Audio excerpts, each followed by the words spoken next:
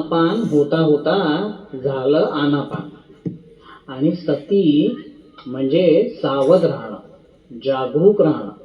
एकही श्वास नकळत येऊ नये, एकही श्वास नकळत बाहेर जाऊ नये.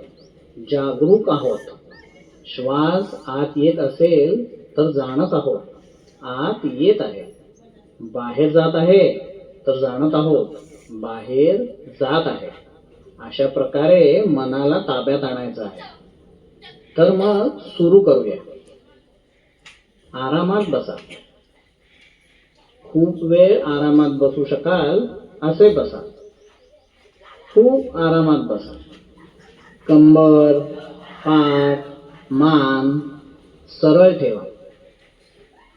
जेव्हा जेव्हा जाणवेल की मान वाकली, पाठ वाकली, तर परत सरळ करा.